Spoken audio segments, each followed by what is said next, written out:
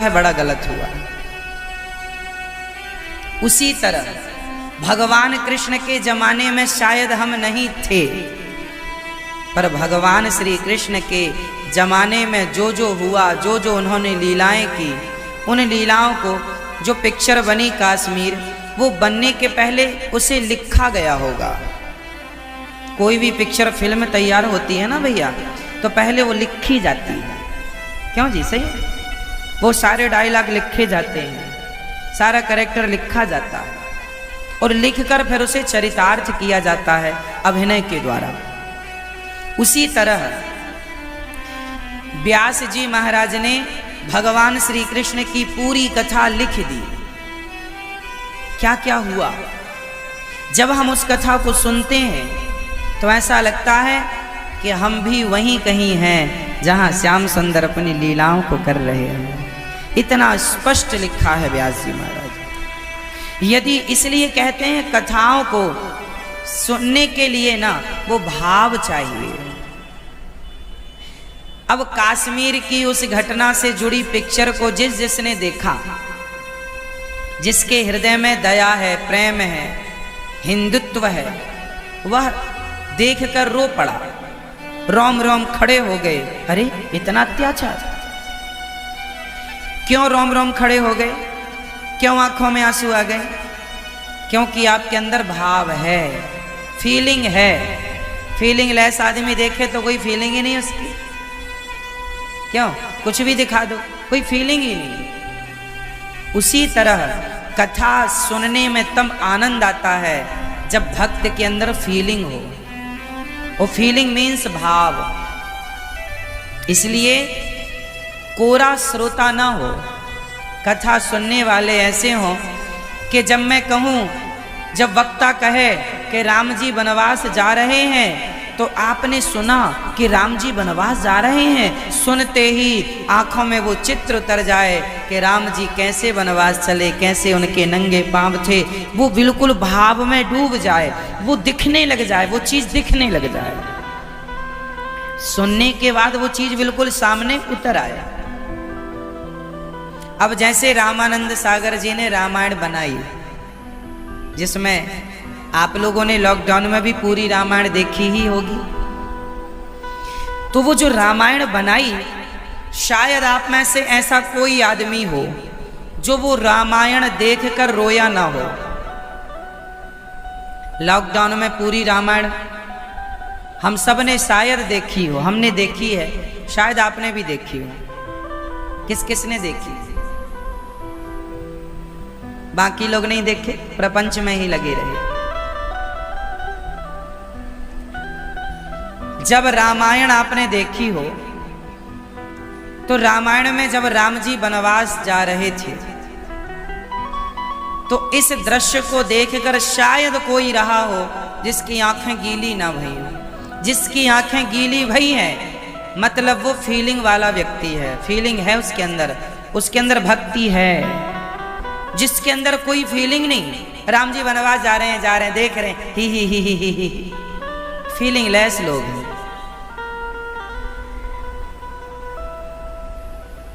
भरत जी का मिलना हुआ राम जी से, उस दृश्य को मैं जितनी बार देखता हूं, आंखों में आंसू आ जाते हैं। एक बार नहीं, 2 बार नहीं, 100 बार नहीं, 1000 बार नहीं, लाख बार देखूं तो रामानंद सागर जी ने जो रामायण तैयार की है, धन्य है वो।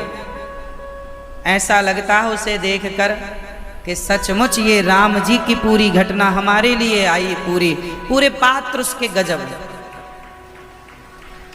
अद्भुत, अकल्पनीय।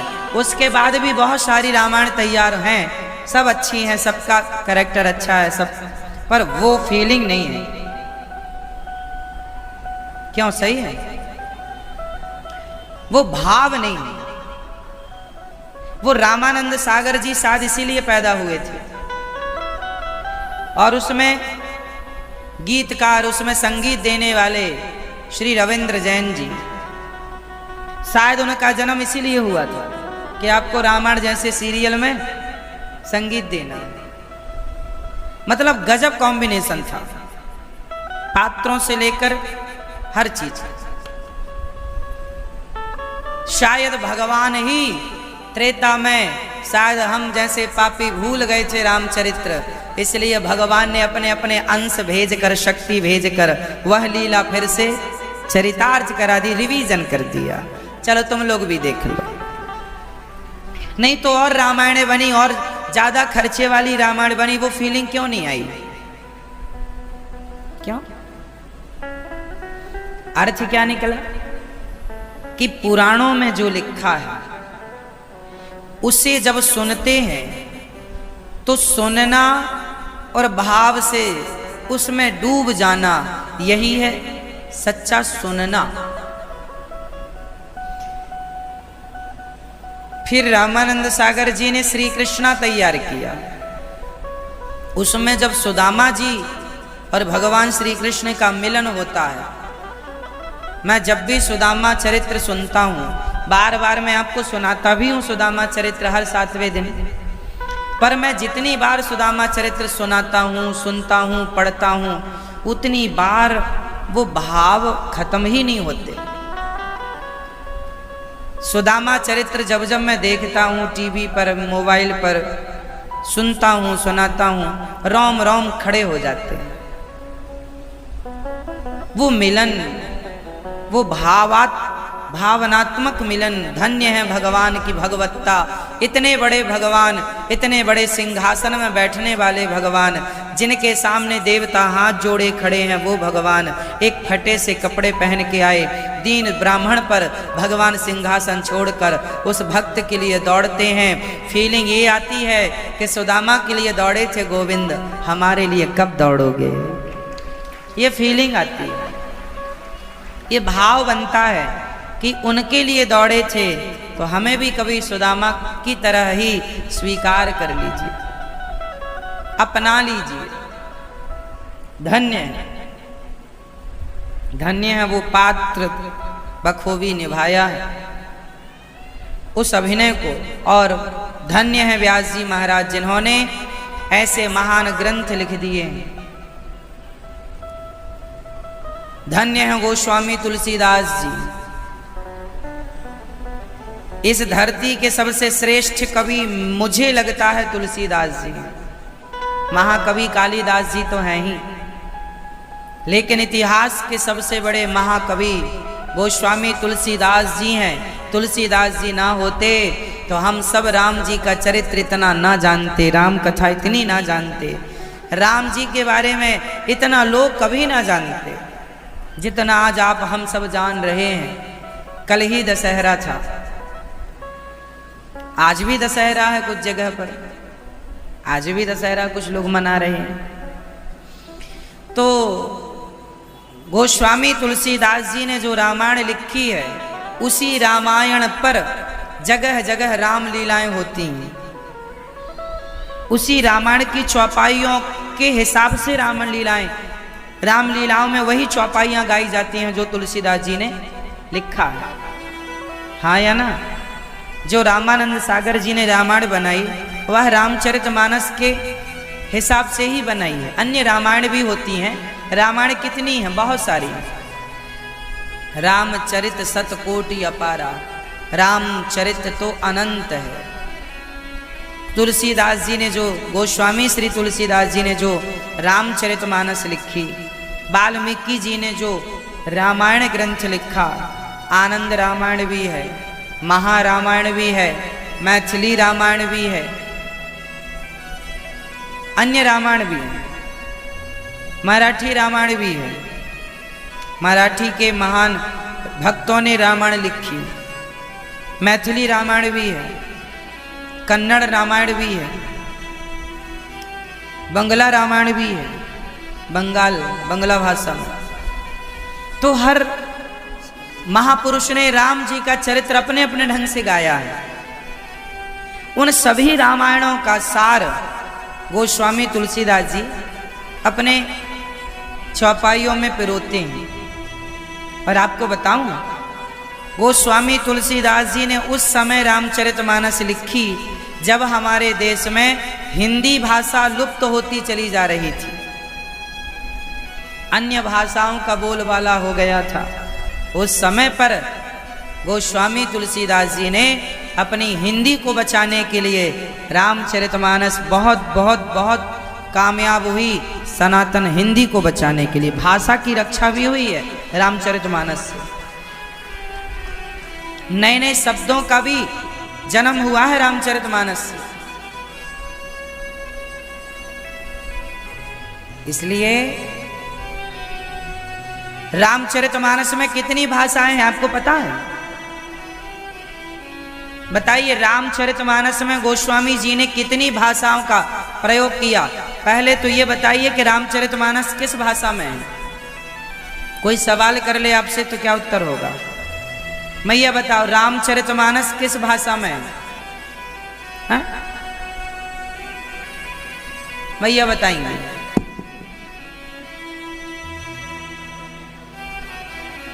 संस्कृत में तो रामायण थी, रामचरितमानस कभी संस्कृत में नहीं थी।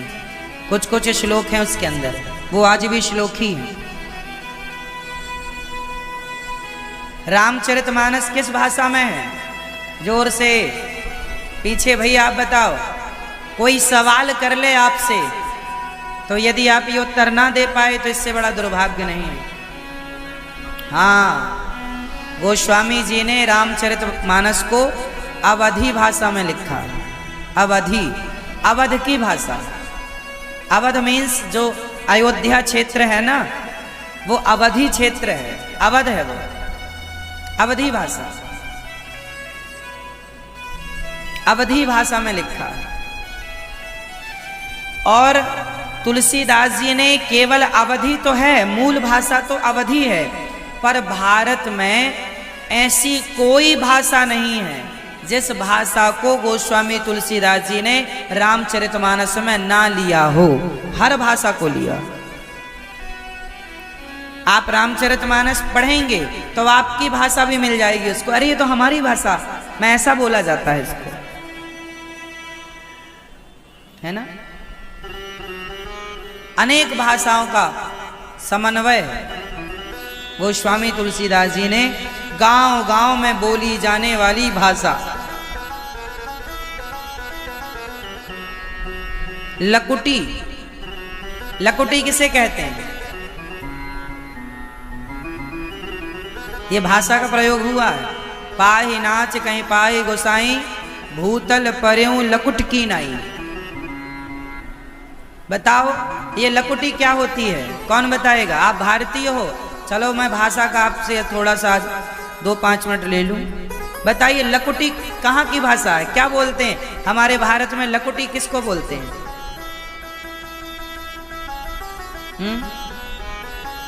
हाँ, जो हाथ में हम लोग लाठी बुजुर्ग लोग लिए रहते हैं। मेरी लकुटी कहाँ गई? लाठी, लाठी को लकुटी बोलते हैं। भूतल पर्यों लकुट की नाई।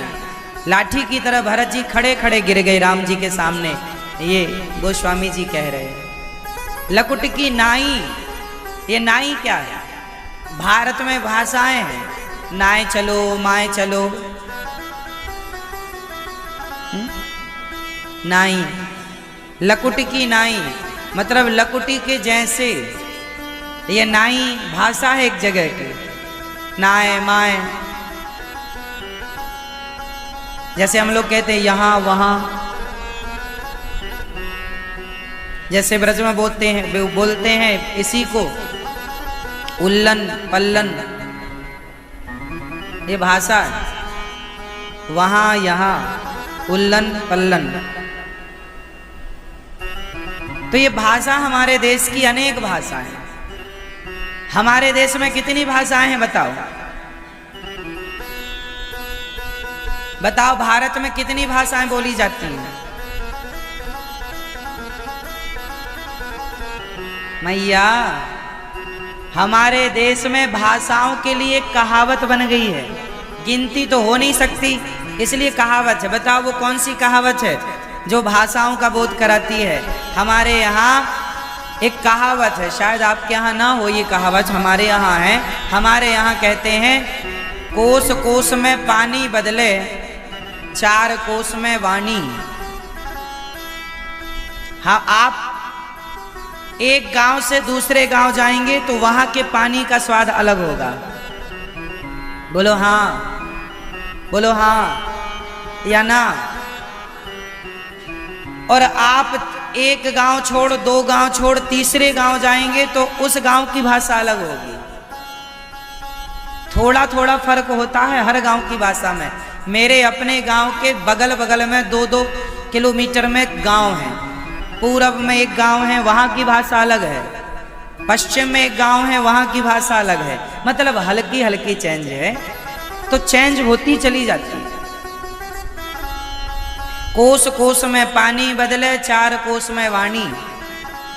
राजस्थान में भी राजस्थानी भी सैकड़ों प्रकार से बोली जाती है। मराठा में महाराष्ट्र में मराठी भी सैकड़ों प्रकार से बोली जाती है। क्यों जी?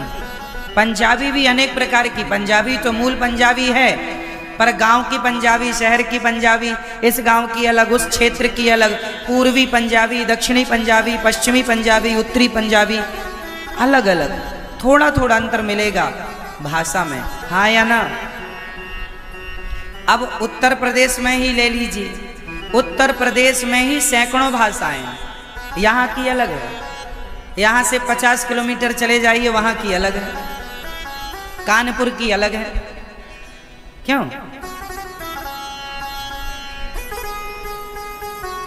कानपुर की अलग है, लखनऊ की अलग है। मिलती है सारी भाषा, पर हल्का हल्का बोलने का टोन अलग होता है।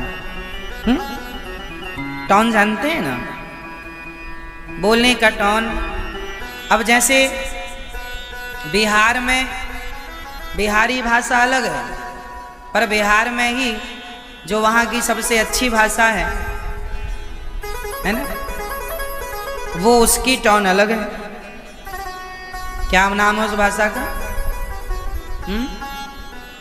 क्या? भोजपुरी। भोजपुरी। तो भाषा है, पर सबकी अलग अलग ढंग है बोलने का। सही है? इस बात को आप लोग मानते हैं या नहीं? तो हमारा देश यही है, अनेक भाषाओं से परिपूर्ण। यही शोभा है हमारे देश की। हमारे यहाँ बहुत सारे शब्द हैं, कमी नहीं है हमारे। ऐसी सभी भाषाओं का, लगभग सभी भाषाओं का, जो भारत में बोली जाने वाली भाषाएं हैं, सबका गोस्वामी तुलसीदास जी ने प्रयोग किया है, कहीं ज्यादा कहीं कम। ऐसे गोस्वामी जी को बारंबार नमस्कार करते हैं। तो व्यास जी महाराज ने भागवत जी को लिखा। 18,000 श्लोक भागवत जी में है, 335 अध्याय हैं और 12 स्कंध हैं। कितने स्कंध हैं? 12 स्कंध। भागवत जी के 6 अध्यायों में महात्म की चर्चा है। भागवत जी की महिमा क्या है? सच्चिदानंद रूपाय विश्वोत्पत्त्यादि हेतवे तापत्रय विनाशाय श्रीकृष्णाय वयं नुमः। सच्चिदानंद भगवान कैसे हैं? सतचित आनंद, बराबर सच्चिदानंद। ईश्वर सदा सत्य में स्थित रहते हैं। भगवान कहाँ रहते हैं? जिनकी वाणी में सत्य है, जिनके हृदय में सत्य है, उनके अंदर भगवान हैं। जिनके अंदर सत्य नहीं है, उनके अंदर भगवान भी नहीं है। भगवान कहाँ है? सत्य में। इसलिए सत्यम ब्रूयात प्रियम ब्रूयात, सत्य बोलना चाहिए। ये पंखे की हवा आ रही है, थोड़ा सा ऐसे कर दीजिए इसको इस तरफ करके, और आगे। तो इस तरफ कर लो, आगे करके ऐसे करो बस।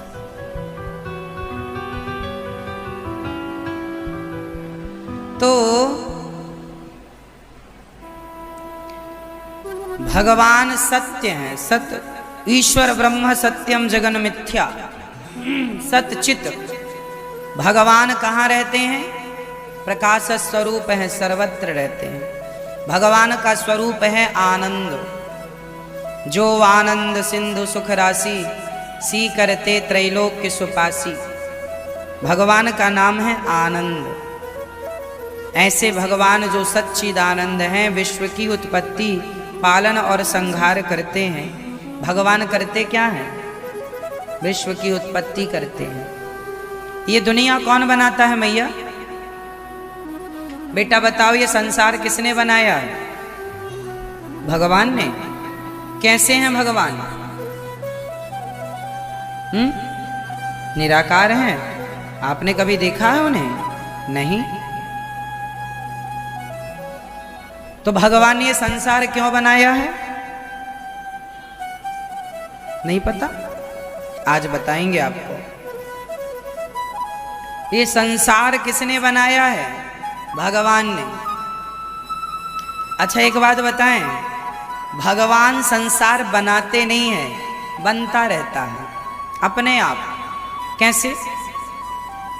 जैसे आपके बाल अपने आप बढ़ते रहते हैं, जैसे आपके नाखून अपने आप बढ़ते रहते हैं, जैसे आपसे आपके नाखून प्रकट होते रहते हैं, आपसे आपके बाल प्रकट होते रहते हैं, उसी तरह भगवान से संसार प्रकट होता रहता है।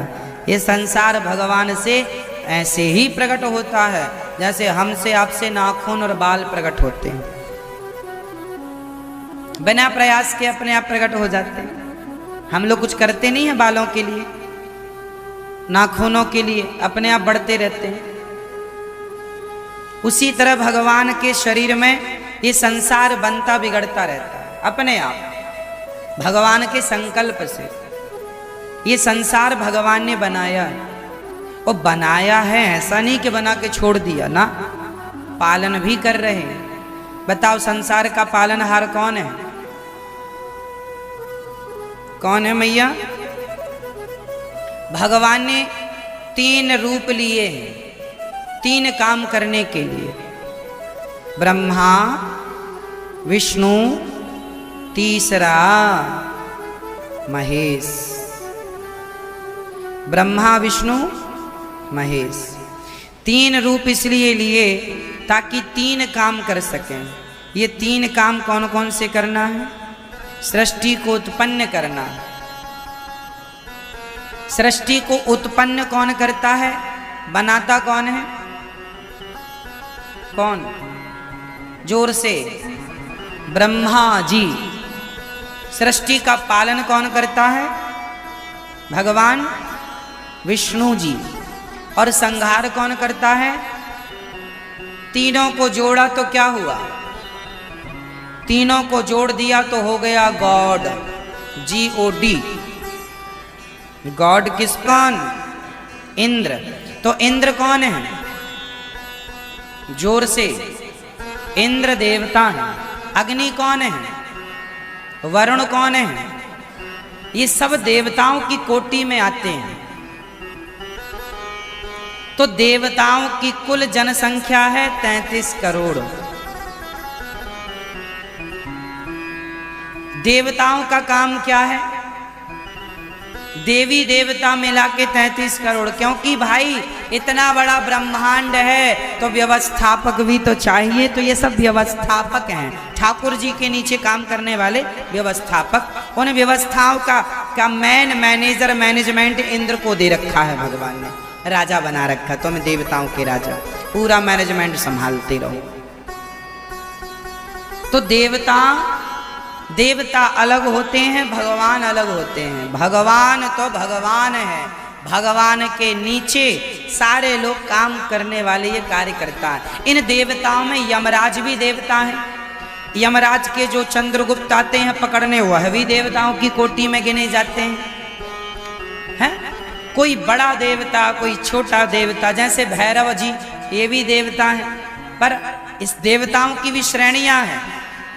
टॉप फिर थोड़ा डाउन, फिर थोड़ा और नीचे। तो जो देवता शराब वराब पीते हैं ये सब तीसरे नंबर वाले हैं, है ना। तो देवताओं की भी श्रेणी।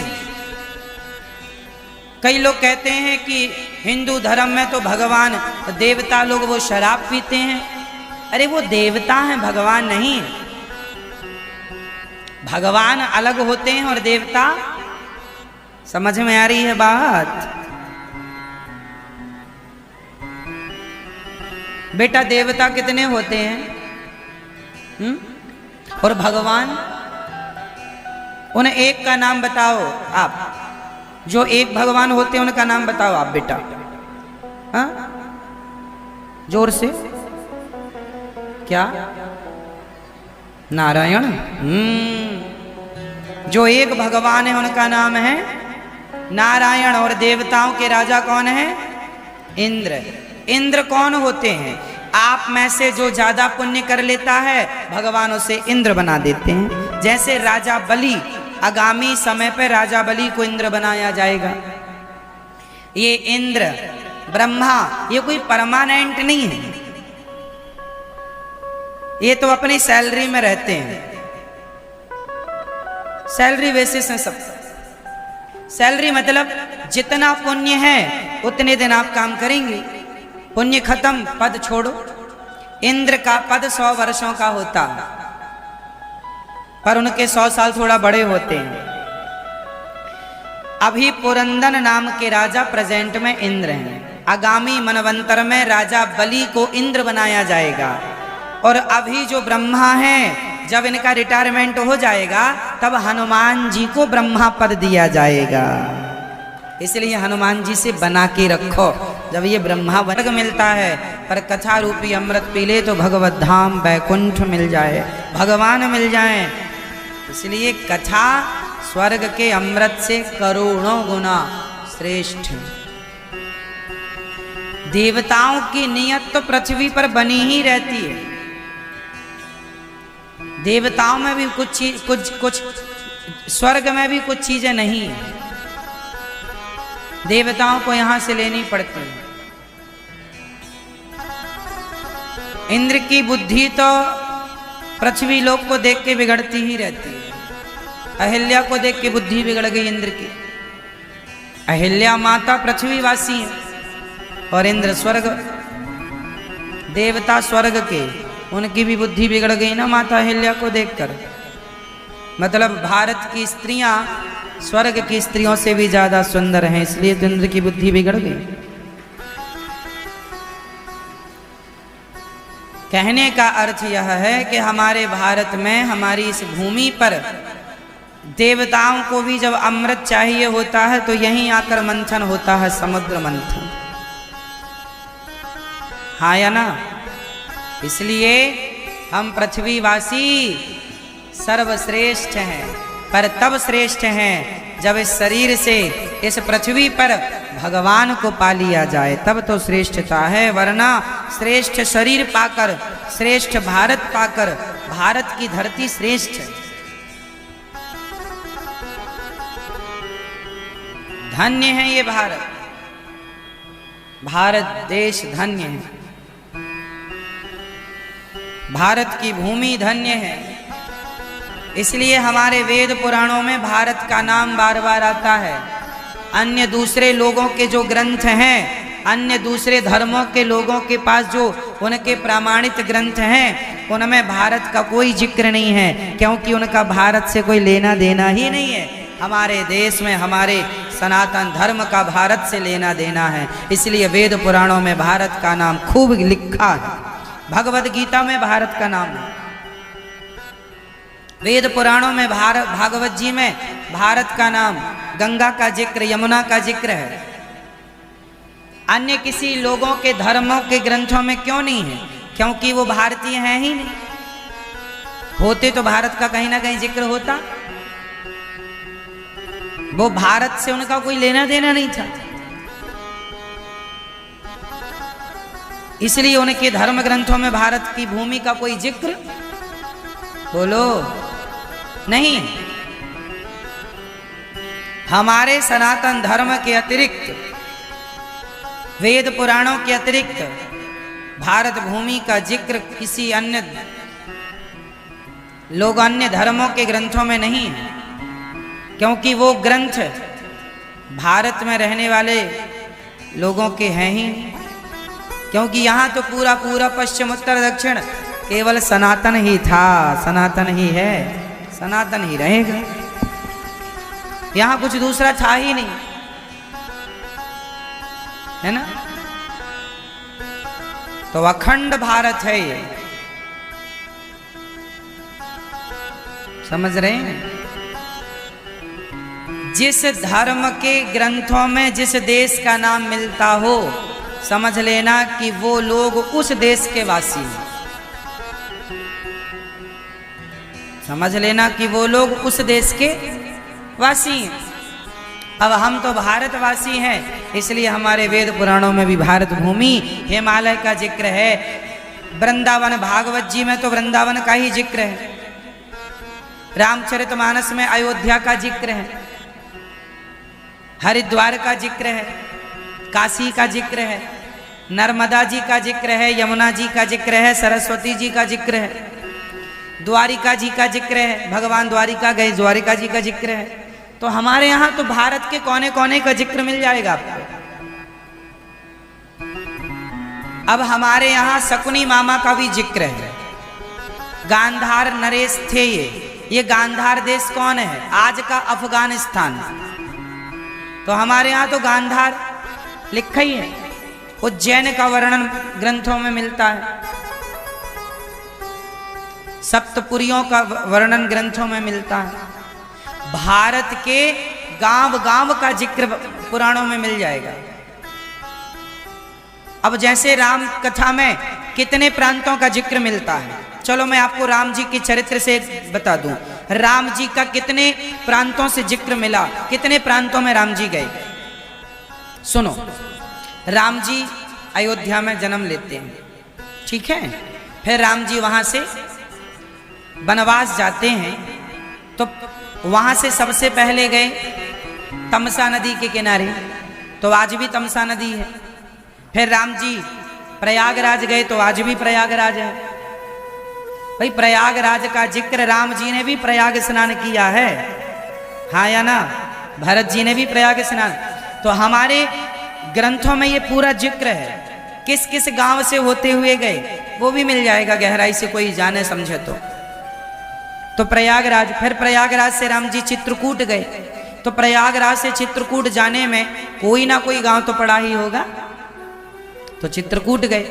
फिर चित्रकूट से मेरे राम पंचवटी गए। पंचवटी बोले तो महाराष्ट्र नासिक। तो देखो अयोध्या से निकले, उत्तर प्रदेश से मध्य प्रदेश टच करते हुए, छत्तीसगढ़ होते हुए राम जी सीधे महाराष्ट्र पहुंच गए, है ना। महाराष्ट्र में पंचवटी, नासिक जिसे आज नासिक कहते हैं, वहां से फिर राम जी, अच्छा राम जी पंचवटी जाने के पहले ये पूरा सब घूम चुके हैं, सब पूरा मध्य प्रदेश का ये हिस्सा, छत्तीसगढ़ का। फिर आगे ये कहें कि राम जी के चरण उड़ीसा में भी पड़े होंगे। फिर वहां से होते हुए जो जो प्रांत आया सब में राम जी ने चरण रखे। फिर पहुंचे वहां, सब घूमते घामते हुए। फिर राम जी वहां से पंचवटी से फिर आगे समुद्र की ओर बढ़े, जब रावण सीता मां को ले गया। तो देखो ना, भारत के हर राज्य का जिक्र है हमारे यहाँ। अब सीता जी कहाँ की थी? जनकपुर। जनकपुर आज कहाँ है? बिहार में। बिहार में और नेपाल के बॉर्डर में। आप आधा नेपाल में है, आधा तो नेपाल तो आज बना है, पहले नेपाल भारत का ही हिस्सा हुआ करता था। जनक जी के जमाने में थोड़ी कोई बंटवारा था। जैसे श्रीलंका पहले भारत का ही हिस्सा था, राम जी ने मिलाया श्रीलंका को, विभीषण को राजा बनाया, फिर बाद में श्रीलंका स्वतंत्र देश हो गया। इससे प्राचीन इतिहास नहीं होगा। इस दुनिया में केवल हिंदू ऐसा है जिसके पास सबसे प्राचीन इतिहास मौजूद है। औरों के पास तो खुद का इतिहास, खुद की हिस्ट्री नहीं पता। खुद की हिस्ट्री नहीं पता। लोग अपने आप को बंदरों की संतान बता रहे हैं। लोग कह रहे हैं हम बंदरों की औलादें हैं। क्यों पढ़ाया जाता है साइंस में बंदर की संतान? अरे तुम होगे बंदर, तुम्हारे बाप दादे होंगे, तुम अपना इतिहास नहीं जानते हो। हमसे पूछो, हमारे पास तो 8 लाख साल पुराना राम सेतु जीवित है, ये इतिहास है हमारा। हमारे पूर्वज बंदर नहीं, ऋषि मुनि थे जो जंगल में रहकर भगवान का चिंतन करते थे। हमारे पूर्वज कौन थे? आपके पूर्वज कौन थे? ऋषि मुनि। इसलिए हमारे यहाँ गोत्र होता, जो गोत्र है आपका, आप उसी ऋषि की संतान है। कोई कश्यप गोत्रीय है तो कश्यप ऋषि की संतान, वशिष्ठ गोत्रीय है वशिष्ठ ऋषि की संतान, भारद्वाज गोत्रीय है भारद्वाज ऋषि की संतान, गर्ग गोत्रीय है गर्ग ऋषि की संतान। तो आपका जो गोत्र है आप उन्हीं ऋषि की संतान है। शांडिल गोत्र दास का है, शांडिल ऋषि की संतान है। तो हम ऋषियों की संतान हैं, मुनियों की संतान हैं, बंदरों की नहीं। अब जिनका इतिहास ना मौजूद हो उनके पास तो वो बंदर ही बताएंगे। हमारा तो मौजूद है इतिहास। जिस दिन पृथ्वी बनी थी उस दिन से आज तक का इतिहास मैं आपको बता दूंगा। इस धरती पे सबसे पहला पुरुष कौन था ये भी इतिहास मौजूद है।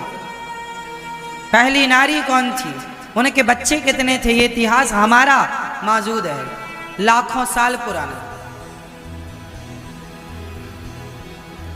सबसे पहला मनुष्य कौन था बताओ, बता दो, आप बताओ भैया, अपना इतिहास जानो। हमारे सबसे पूर्वज कौन है? मनु ऋषि, मनु की संतान मनु और शत्रुपा, ये ब्रह्मा जी से प्रकट हुए हैं।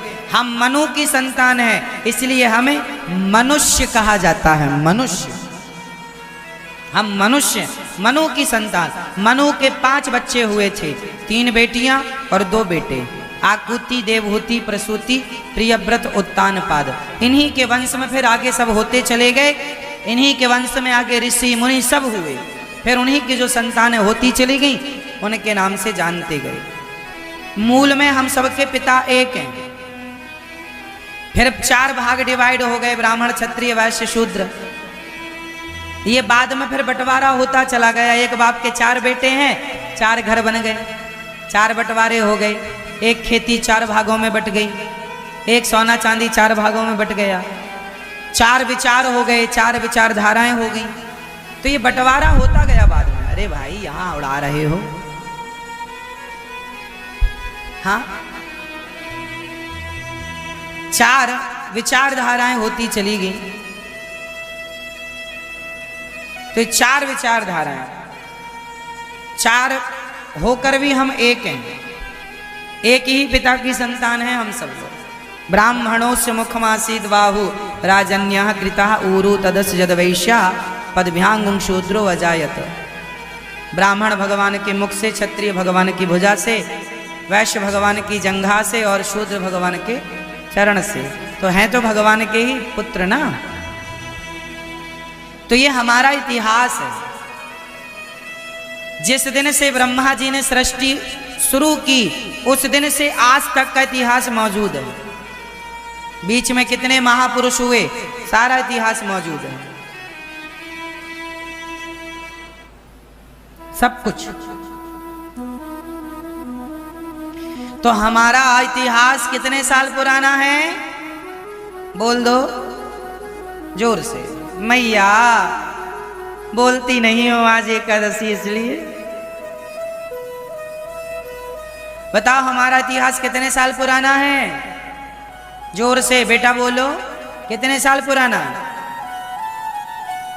हाँ? लाखों करोड़ों वर्ष पुराना। और साइंस के पास कितने साल पुराना इतिहास मौजूद है? केवल 2000 साल। मोहनजोदड़ो, हड़प्पा संस्कृति, इससे पुराना क्या है बताओ जरा साइंस के पास? नहीं। हमारे पास तो 5,500 साल पुरानी द्वारिका मौजूद है, 5,500 साल पुराना कुरुक्षेत्र मौजूद है। आज भी पुरातत्व विभाग को अवशेष मिल रहे हैं महाभारत युद्ध के, हाँ या ना?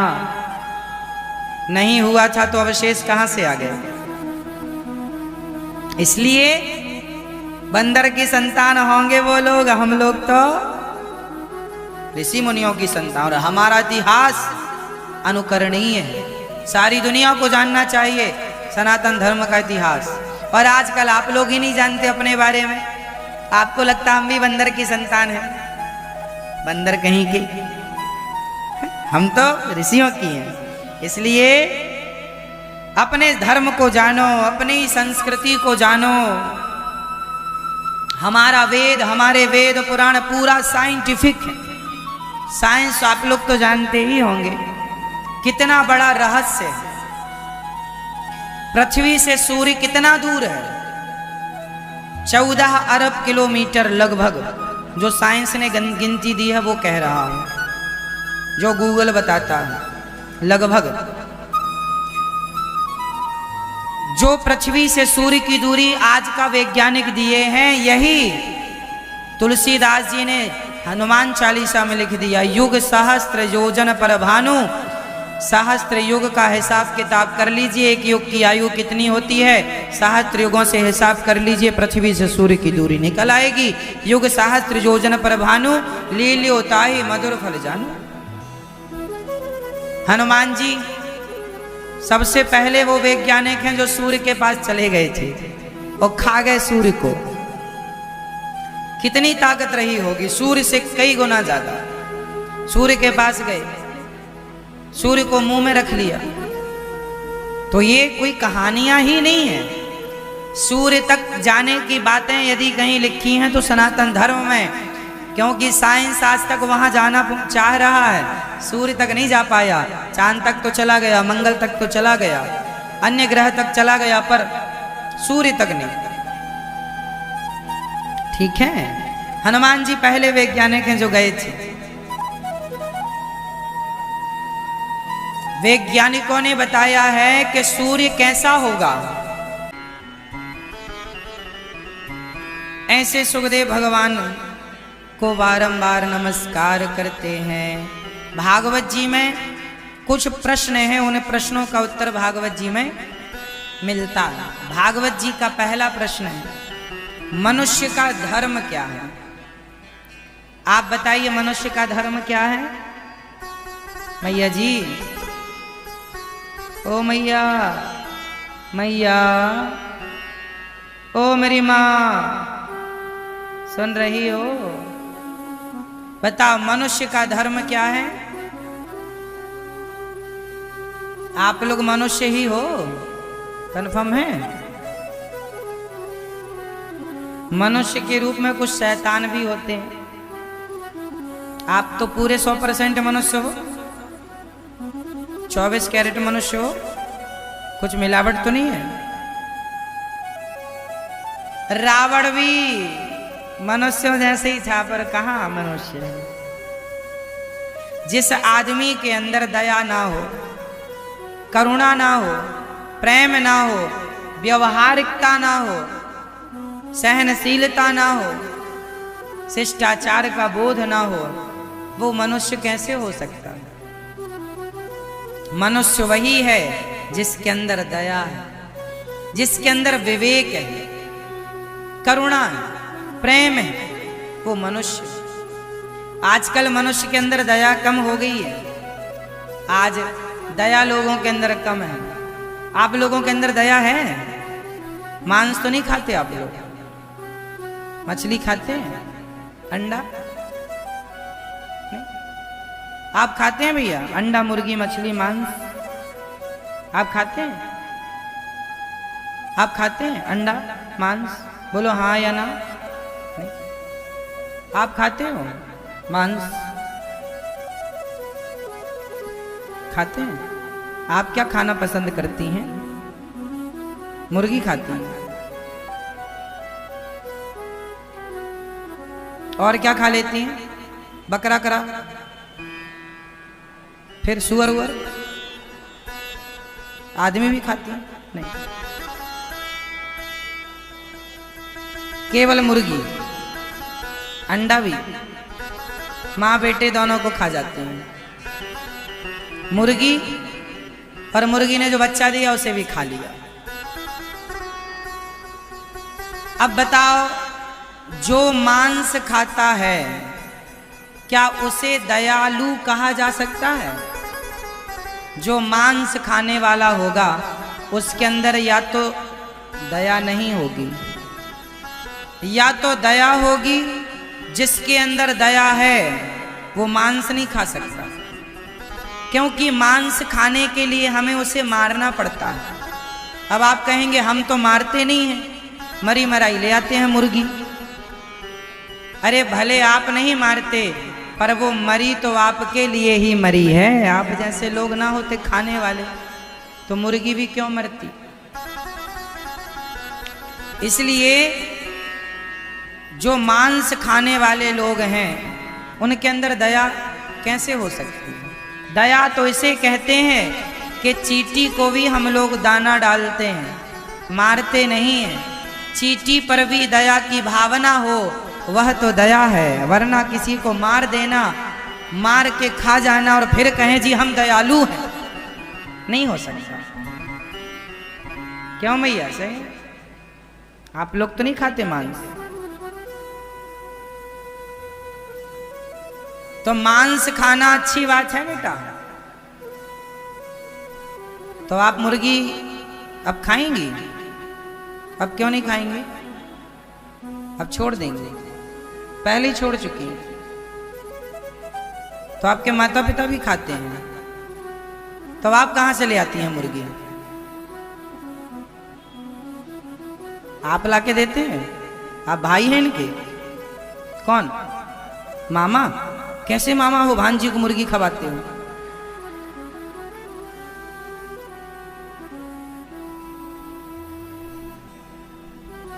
तो आप भी खाते होंगे फिर? नहीं, आप नहीं खाते, बस भांजी के लिए लाके देते हैं। वाह रे मामा।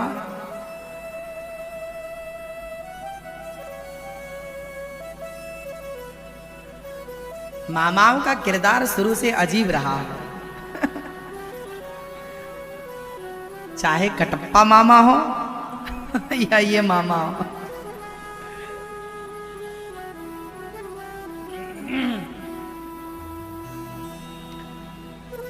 चलो अब नहीं खाना, बस मांस खाना अपराध है। खाने को रोटी है, भरपूर भोजन है, मांस नहीं खाना चाहिए। मनुष्य का धर्म है दया करना, दया धर्म का मूल है, पाप मूल अभिमान। तुलसी दया न छोड़िए जब तक घट में प्राण। दया धर्म का मूल है, पाप मूल अभिमान। तुलसी दया ना छोड़िए जब तक घट में। दया जरूरी है, बिना दया के गति नहीं है। मनुष्य का धर्म है दया करना, इसलिए दया आपको करना चाहिए। आप में से कुछ लोगों ने दया की और दया करके अपने ये हाथ आपने बढ़ाए, तो देखो आपकी दया के द्वारा बढ़ाए हाथों से, सहयोग से आज यहाँ वृद्ध माताओं की सेवा हो रही है। ये आप लोगों ने दया की, आप लोगों के अंदर करुणा जागी और आपने सहयोग किया, तब तो ये सेवा हुई, वरना कैसे होती। आज यहाँ गौरी गोपाल आश्रम में 260 माताएं रहती हैं। आप में से कितने लोगों ने दर्शन किया है माताओं का? हाथ उठा के बता दो। आप लोगों ने दर्शन किया? टीवी पर जैसे सुन रहे थे वैसा यहाँ है या नहीं? बोलो हाँ या ना। आप दर्शन कीजिएगा वृद्ध माताओं के। हमारी वृद्ध माताएं यहाँ गौरी गोपाल आश्रम में प्रसन्न चित्त से रहती हैं। आप भी इन माओं की सेवा से जुड़िएगा, आप भी इन माओं की सेवा करिएगा जिस लायक आपको ईश्वर ने बनाया है। ये माताओं से पूरा आश्रम भर चुका है। आप सारे कमरों में जाके देखे हैं, सारे कमरे पैक है ना माताओं से। ये आश्रम भरने के बाद एक किराए का आश्रम लिया है हमने, दुष्ट दुर्योधन बचा। भीम भैया ने गदा से जंघा तोड़ दी। मौत को पुकार रहा है दुर्योधन भीम भैया की गदा के प्रहार से। मौत तो आई नहीं, मित्र दुर्योधन का अश्वत्थामा आ गया। गुरु द्रोणाचार्य पुत्र कहा जाओ मेरे दुश्मनों को मारो। अश्वत्थामा ने, ये अश्वत्थामा कौन थे? ये थे गुरु द्रोणाचार्य के पुत्र। द्रौपदी के 5 बच्चे थे। 5 बच्चों को मारना चाहा अश्वत्थामा ने, 5 का सिर काट कर ले आया, दुर्योधन को दिया। ये रहे हत्यारे। पता चला ये तो पांडव हैं ही नहीं। पांडवों के पुत्र को पांडव समझकर अश्वत्थामा ने मार दिया। किसको मार दिया? पुत्रों को। अश्वत्थामा भागा, भगवान को सारथी बनाकर अर्जुन चले, और अर्जुन ने अश्वत्थामा, जब ब्रह्मास्त्र अश्वत्थामा ने चलाया अर्जुन पर, अर्जुन ने भगवान से कहा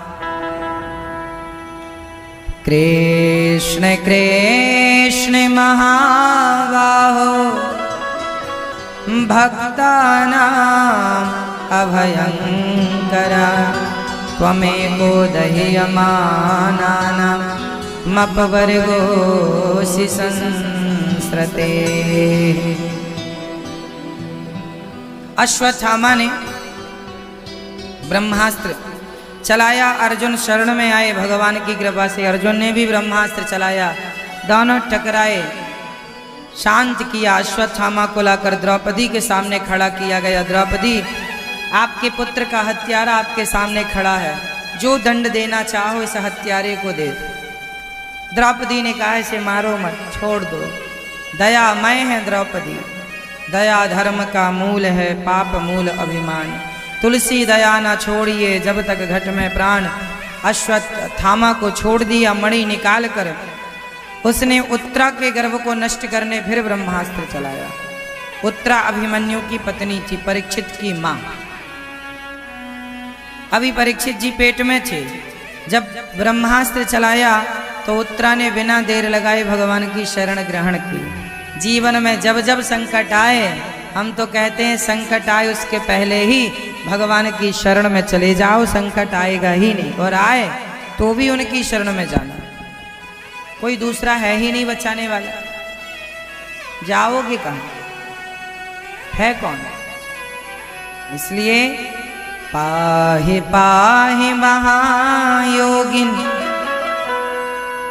देव देव जगत्पते नान्यं त्वद्भयं पश्ये यत्र मृत्यो परस्परम। शरण में आई भगवान ने उत्तरा के गर्भ की रक्षा की।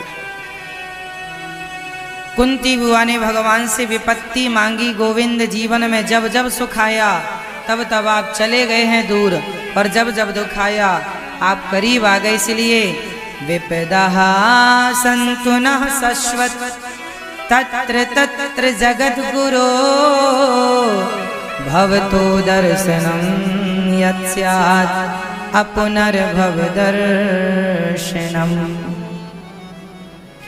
हमें विपत्ति, कुंती बुआ ने भगवान से क्या मांगा? विपत्ति, दुख। दुख भगवान को याद ज्यादा कराते हैं, इसलिए कुंती बुआ ने भगवान से दुख मांगा। जिसमें भगवान का स्मरण बना रहे वही धन है। भगवान का स्मरण ही धन है, और विस्मरण ही, भूल जाना ही दुख। स्मरण सुख, विस्मरण दुख।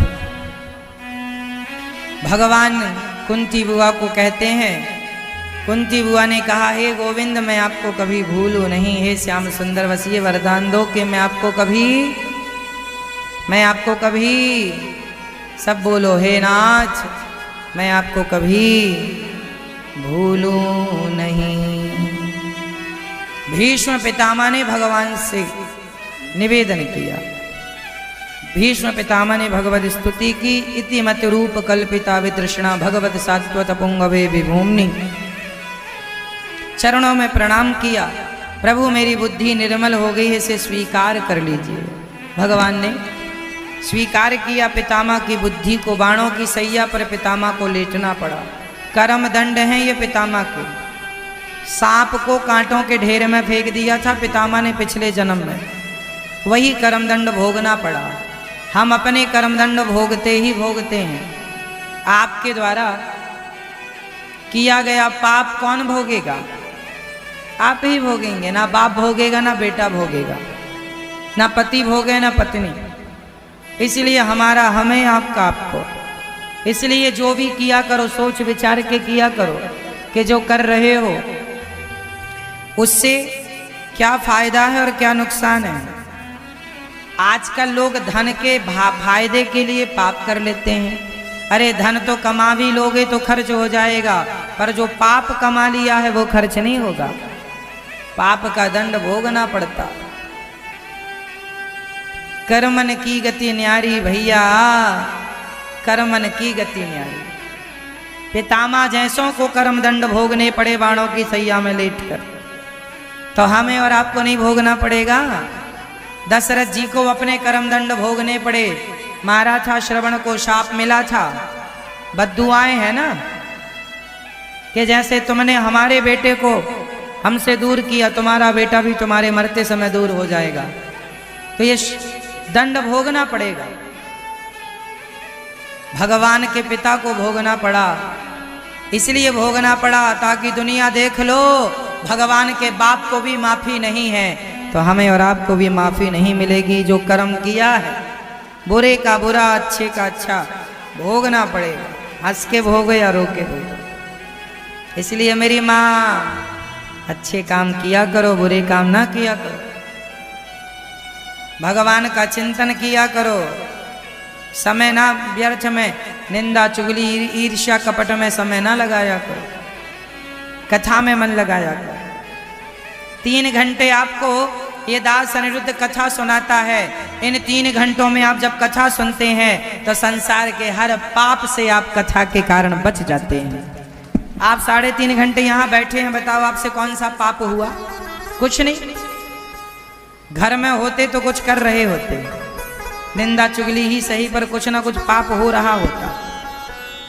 यहाँ देखो बच गए कि नहीं?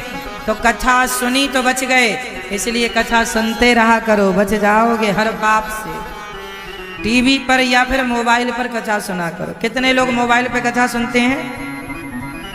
मोबाइल पर यूट्यूब पर अनिरुद्धाचार्य जी डाल लो और कथा सुना करो। यूट्यूब पर 86 लाख लोगों का परिवार पूरा हो गया। कितने लाख लोगों का? 86। आप भी सुना करो कथा, सभी लोग सुना करो। मोबाइल पर आज प्रश्नोत्तरी कार्यक्रम भी होगा। आज प्रश्नोत्तरी 7:15 बजे होगी, 7:15 बजे से ही होगी। आप लोग जिनको प्रश्न करना है, कोई भी आध्यात्म जगत से जुड़ा हुआ, अभी 7:15 बजे यहाँ प्रश्नोत्तरी होगी। जिनको भी कोई प्रश्न करना है आप कर लीजिएगा। आइए अब YouTube पर जो चैनल को सब्सक्राइब कर चुके हैं, और YouTube पर गौरी गोपाल आश्रम नाम का चैनल है, गौरी गोपाल टीवी नाम का चैनल है YouTube पर, वो भी सब्सक्राइब कीजिएगा और शेयर कीजिएगा। परिवार से जुड़े रहिएगा। प्रिय भक्तों, भगवान की कृपा देखिए, भीष्म पितामह की सदगति हुई और इसके बाद भगवान द्वारिका गए, परीक्षित का जन्म हुआ और धृतराष्ट्र गांधारी परम धाम को गए। भगवान जब लीला पूरी करके परम धाम को गए, कुंती बुआ 5 पांडव स्वर्गारोहण के लिए निकल गए। राजा परीक्षित कलयुग के पहले राजा बने। राजा परीक्षित के द्वारा एक दिन संत का अपमान हो गया। राजा परीक्षित ने कलयुग को रहने के 4 कमरे बनवाए। द्यूतम पानम स्त्रियः सूना यत्र धर्मश्चतुर्विधा। कलयुग कहाँ कहाँ रहता है? जुआ में। जहाँ जुआ होता है कलयुग, इसलिए जुआ नहीं खेलना चाहिए। जहाँ शराब होती है वहाँ कलयुग, जहाँ चरित्रहीन लोग होते हैं वहाँ कलयुग, और जहाँ मांस खाने वाले और मांस इत्यादि का काम, वहाँ कलयुग। इन चीज़ों में कलयुग बैठता है और बेईमानी के धन में भी कलयुग होता है।